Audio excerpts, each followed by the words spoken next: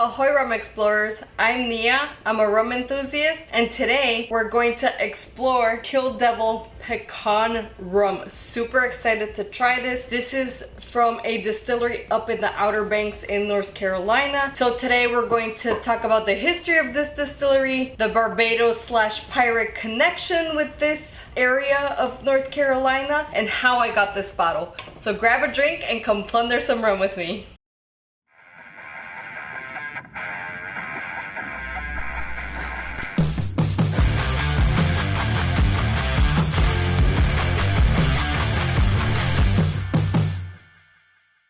Got your drink? It's officially rum time! So today we're going to talk about Outer Banks Distilling. They were established in 2015 by two ex-beer brewers, Adam Ball and Kelly Bray, and two bartenders, Matt Newsom and Scott Smith. They opened the distillery in 2015 in this gorgeous historic building. It housed plenty of businesses, but the last thing was the Department of Education of North Carolina, which I thought was really interesting. But they basically restored the historic building and turned it into the distillery, a tasting room, and a little bit of a merch area. I'm gonna put some links down below, so if you want to see this incredible distillery, you can actually, I'm a very visual person, so I love sharing these kinds of videos with you. Also, so you can see how they make their rums. Now, they're usually kind of a stickler for not adding stuff, but this is gonna be quite a unique rum because they do add somehow, which unfortunately wasn't explained on the website, how they add the pecan flavor. I'm assuming they infuse it, and they do add honey to this one. But the cool thing about this is they do start from molasses-based rum, and then they add all these additional things. Now, as far as the little Barbados pirate connection, if you don't know about this area, and the name Kill Devil is actually in the 1650s, it was the first time that rum appeared, right? And it was so strong that they named it Kill Devil because it was so strong that it could literally kill the devil. And they also called it rum bouillon. I kind of like Kill Devil better. But anyway,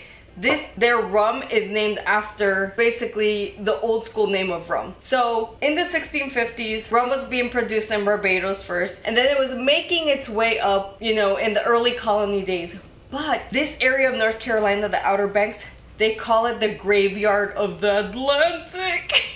Which is crazy because a lot of boats would shipwreck there, and guess what would come onto shores? Barrels and barrels of this delicious, strong rum. So a lot of people started taking these barrels, and that's how rum Barbados and this area of North Carolina connects. So, which I think is really cool backstory to this specific distillery and the name for the rum. Now, these are small batch rums. This is a small batch distillery, but they have such incredible homage to pirates and prohibition and all the lore of this area and history, which I absolutely love. I also want to give a huge shout out to Tony Ursoni, which was one of the people that I met at the Miami Rum Congress. By the way, the distillers of this rum are super, super nice guys. And if you want to support small craft distillers, definitely support these guys. They're just great, great guys. Tony, who I met at the Miami Rum Congress,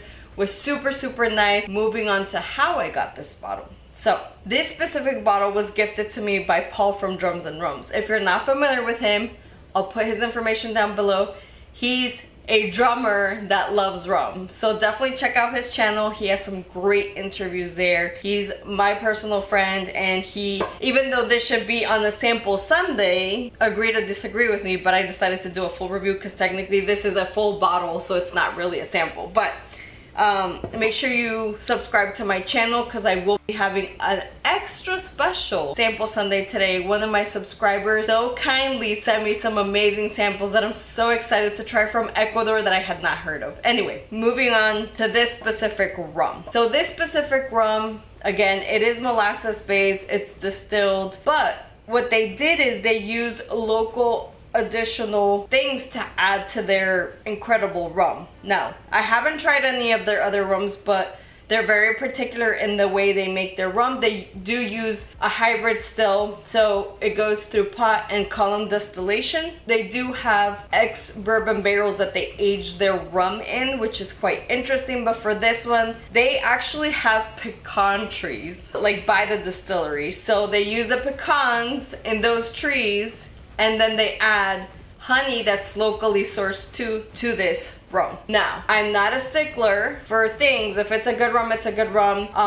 If you're not big into rums that have added things in them, maybe this is not the rum for you, but let's go forward with the review.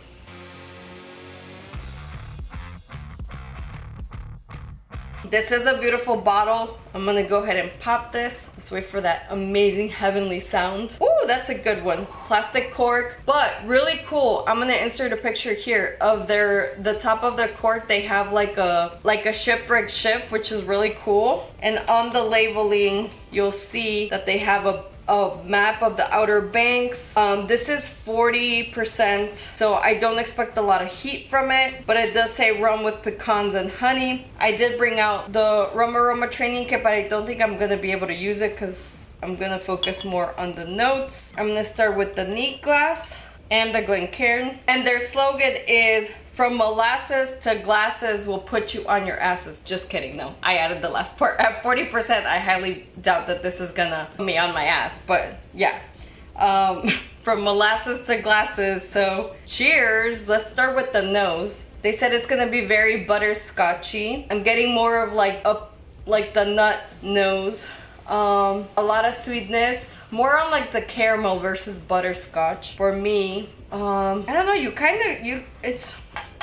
can kind of smell the alcohol not dissipating very fast. Now remember, when it comes to additives, I'm not gonna look at the legs, I'm not gonna look at the coloring, because it could be affected by the honey or the pecans depending on if they roasted them or not. So I'm just gonna stick to the flavorings and the notes. We want to keep this very simple, but again, with the notes, that's the fun part. Whatever I smell, you don't necessarily nose as well or smell. So now with the neat, yeah, there's some sweetness in there. I could definitely tell that this is a rum, so there's a little bit of alcohol there. Now for tasting, I'm gonna start with the neat one. Cheers. Wow, okay, this is crazy. I do get some oiliness on the top of my palate. I do get a little bit of burn, but the crazy part is, and I have to be honest, I was expecting to cringe and for it to be way too sugary and maybe more on a liqueur style of rum, which I'm okay with. I can enjoy rums that are like that, but my main thing is I always want the rum to pull through. Like, I don't want to disregard the fact that at the end of the day, it's still a rum. This, woo, that's good. I thought it was going to be very heavy on the pecan. The pecan, I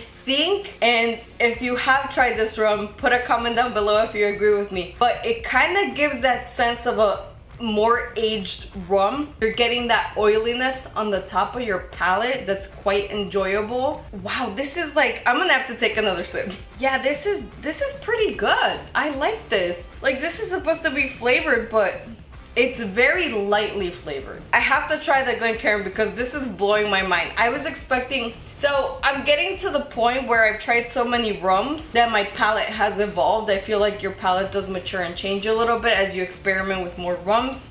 As soon as they said pecan and honey, I was expecting it to be a lot more sugary. I was expecting this to be like a liqueur and like not really tasting like rum. But let me tell you, this tastes like rum. And like a really nice rum. It is not sugary at all. You get a really nice burn, a nice little hug there. It's very well rounded. It's not like too hot of a rum. I think the adding of the pecans and the honey just made it extra good, if that's even a word. But let's try with the Glencairn. I do get kind of like a nutty note in there, which I can't explain, but I'd say I'm really enjoying the oiliness at the top of my palate. On the Glencairn, I'm definitely detecting the pecan taste. I don't know why I said it weird. Just go with me here. I'm enjoying this, so I'm like a little bit mind blown here. I'm getting the pecan taste a lot more than here, which is really interesting, but still not too sweet, perfectly sweetened, perfectly nutty. What can I say?